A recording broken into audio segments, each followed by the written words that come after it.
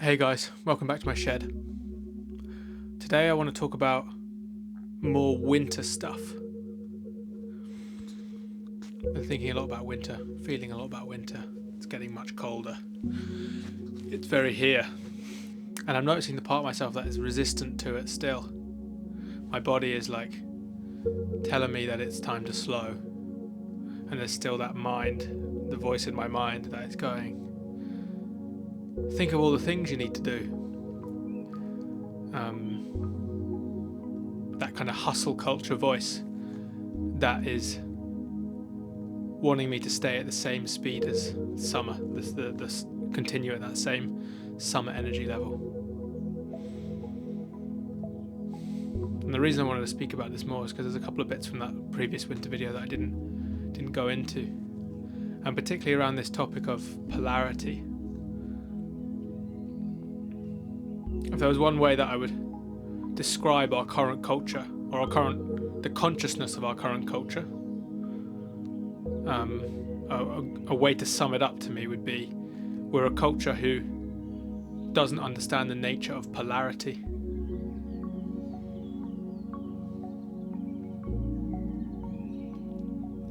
A culture who doesn't understand the nature of polarity, doesn't understand balance, doesn't understand grey area, and it tries to make one end of a polarity beat the other end.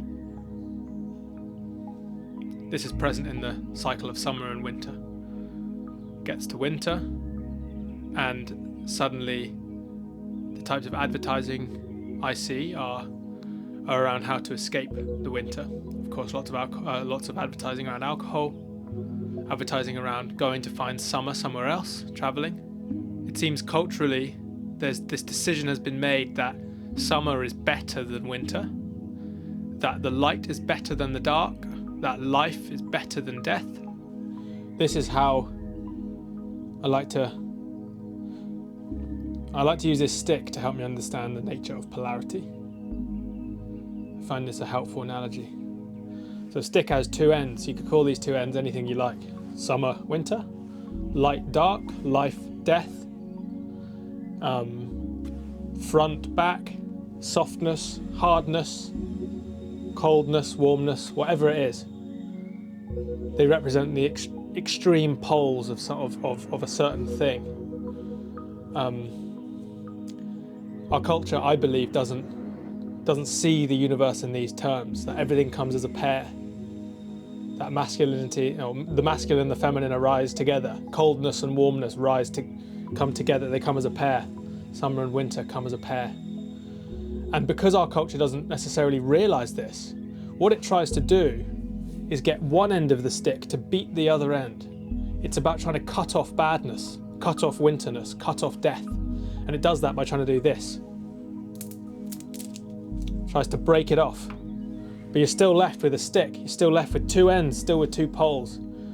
All attempts to eradicate one end of the pole still stays relatively the same.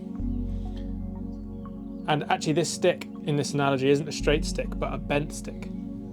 And the two extreme poles actually meet at the top. And whether this is summer or winter or light and dark, they define each other in their extremity. They're actually really close. These two things, life and death, whatever it is that you want to call it. Oh, shit. Cosmic joke. The fact that they are poles apart means that I know what life is because I know what death is. I know what lightness is because I know what darkness is. And their extremity defines each other. And I wanted to speak about this because I feel that we live in a retaliatory world where we're stuck in this binary of good and bad and light and dark and life and death. And a culture who's stuck in that binary perpetrates historical events. Take any person in any position of control who has any kind of top-down control over a group of people. So, someone like Hitler, for example. these people that we'd go, that's a bad person. He was doing what he thought was right.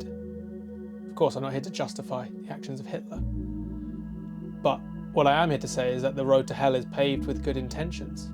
And we have a culture of fire, like fire versus fire. And we are in this pendulum swinging between the poles of a stick. Take food, for example.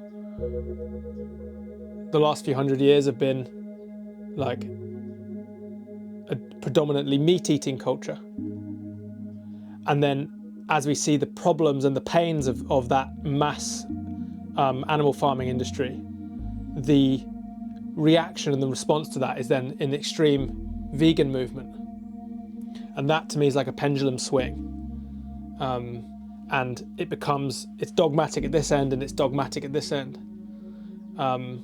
You could say that within kind of movements of masculinity and feminism, dominator patriarchy at one end, a response to that can be extreme feminism on the other end. Both are disregarding the balance, both disregard that actually the sweet spot is in the middle. But as long as we're in this reactive state, we will forever swing back and forth along this kind of pendulum and this stick, completely forgetting that one end defines the other. And as we deepen into winter in the Northern Hemisphere, we are met with the dark side of this pole, the side that culturally we're trying to avoid, the death side. And I notice the conditioning in me that still doesn't want to let myself fall into that kind of into the winter, into the dark, and allow myself to be reborn.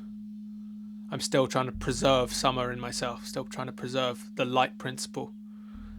And each winter I get better and better at it, to allow myself to die, metaphorically, of course, and to move with the seasonality of the winter. And that's as I become more aware and in tune of the natural polarity of the world that I live in. Our culture seems to promote this endless summer thing, not just within the season either, but just the idea of the endless summer, that you can be up all the time, that you can be at the peak of a wave constantly, and that if you have enough money, or if you have enough time, or if you have whatever, if you had more resources, you could stay at the at the heightened state, but like you drink a coffee, you go up and you come down. Or I drink a coffee and I come up and I go back down the other side. Drink alcohol, you go up and you come down. You have the dopamine hit from your phone and you go up and you come down. And everything exists like that. The summer is the up and the winter is the down. And a culture who can't acknowledge this and is trying to make good beat bad, or light beat dark, or summer beat winter,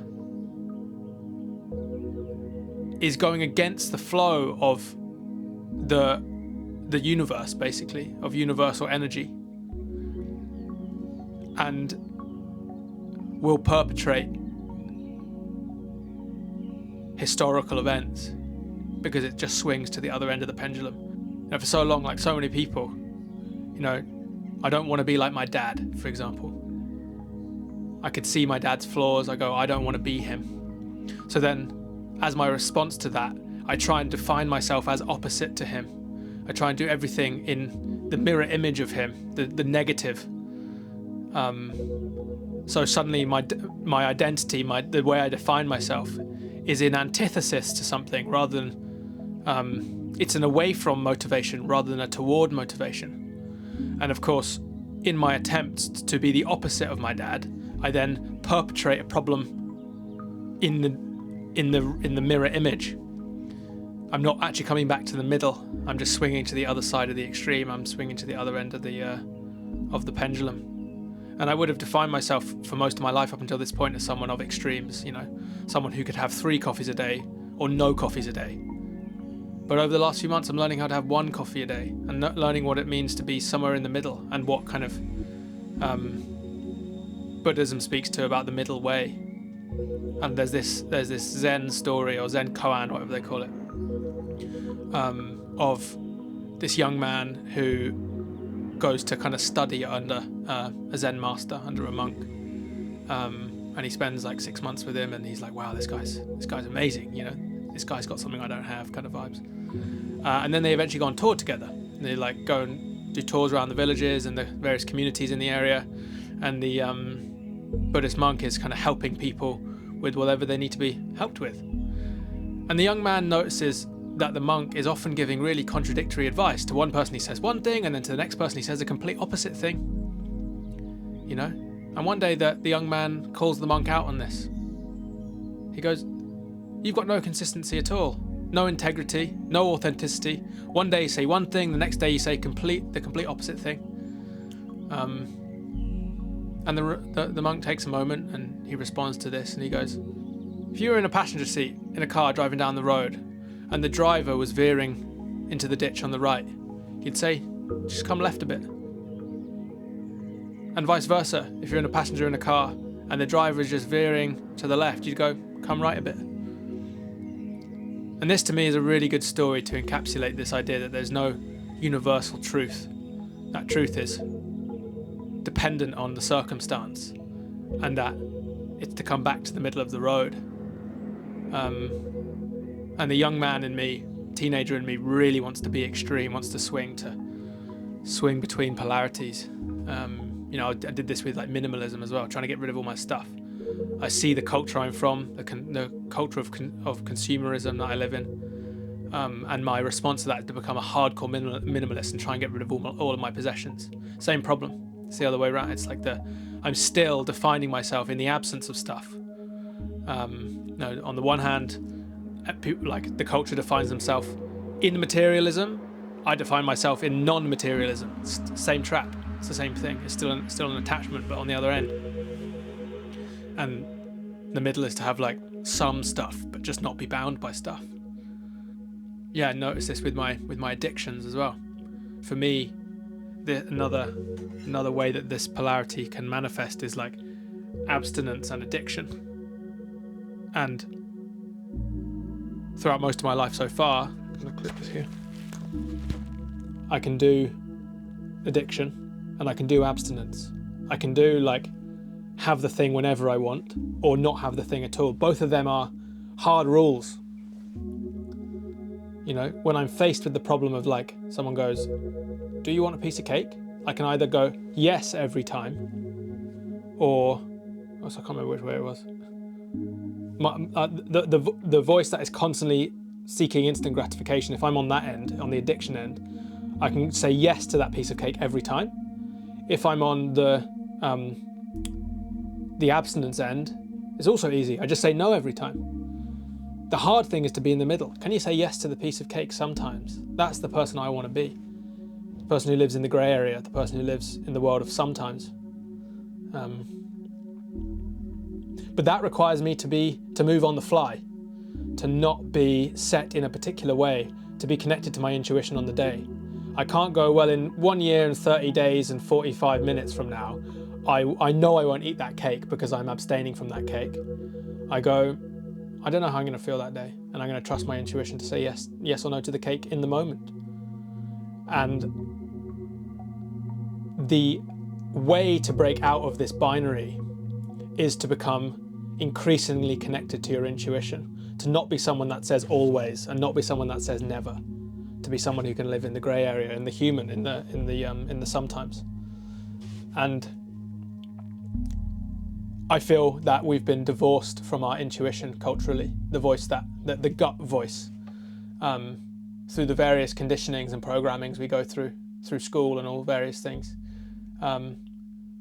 I feel as if I've been divorced from that voice, and my journey is the journey of reconnecting with the natural world is the journey to reconnect with my own intuition, so that when I'm presented with a circumstance, I don't have to answer it with a dogmatic cultural narrative, a dogmatic binary cultural narrative. I can meet it with the intuition of sometimes.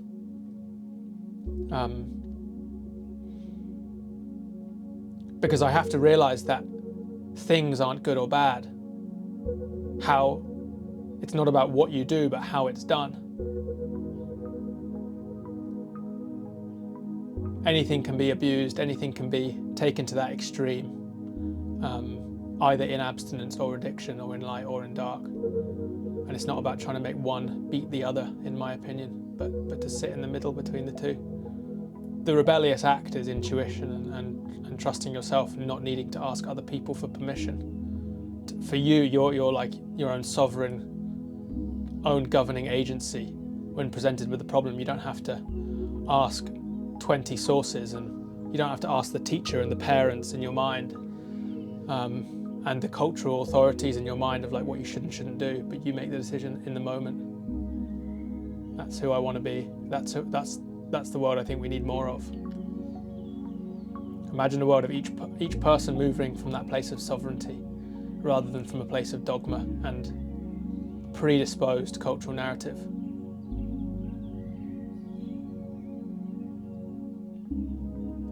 There's so many things that we have that come from humble, sacred origins, and we have taken and kind of perverted and twisted to now become like a condensed down version of the original thing, and then we call that bad. I think meat is a really good example of that, eating meat. You know, I feel that humans are meant to eat meat. And it's been a huge part of our ancestry, particularly out of the tropical regions.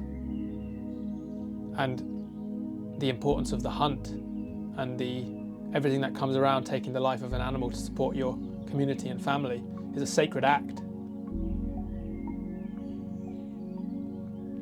But when you create a whole system of industrial farming and you're taking animals' lives in that way, and they're living through immense suffering, and then you call eating meat bad, that is an example of taking something that is sacred and taking something sacred and kind of perverting it, and then calling it bad. But it's come from real origins.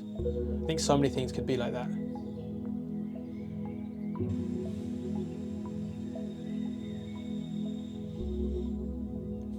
I think I felt like that about my own masculinity. Growing up in a world where I feel like I should distrust my masculinity, and that masculinity is inherently bad, and that I should cover it up at all costs. But what I'd been told masculinity wasn't masculinity, but I was told that is bad.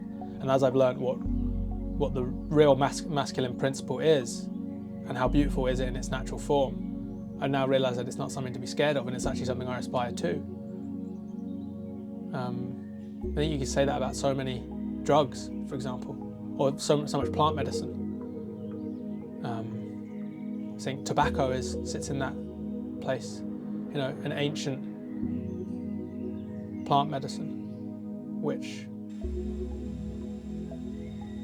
used in its ceremonial and ancient setting is beautiful and such an ally to humans, but stripped from its home and its essence and distilled down into its concentrated form, so you get like a pink nicotine vape, which is like the plastic kind of commercial version. It's what eating wild deer is to, you know, like battery farm hens. Tobacco is to like pink vapes. And so many things in our culture seem to go on that journey, and then that thing is stigmatized. You know, meat and tobacco are obviously highly stigmatized in this culture, because the way they're consumed today are incredibly damaging for the human and for the planet. But they've both come from ancient, humble, and reciprocal origins. So that's why it's not about what you do, but how you do it.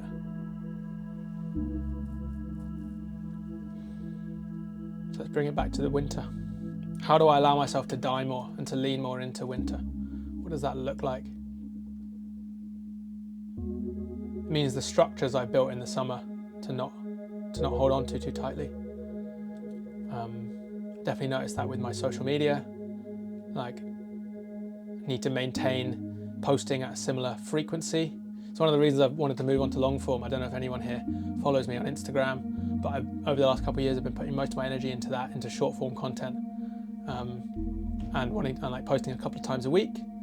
And now as I feel this winter energy come in, I'm wanting more of this, more slowness, less frequent posting, more human, less clinical, less scripted.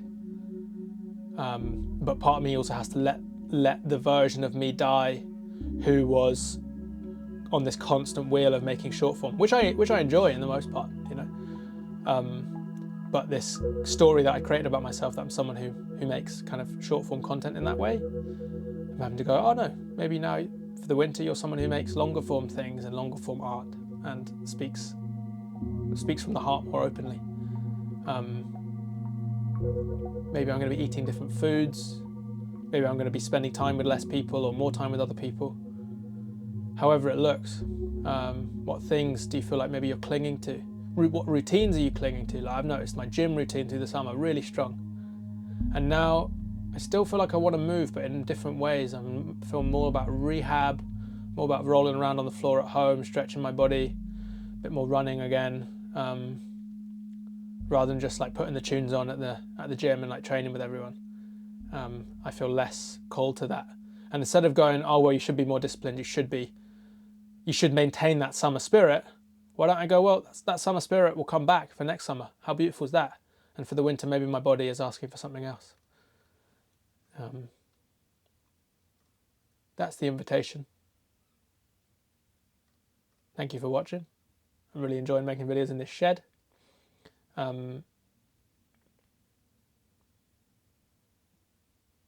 That's me.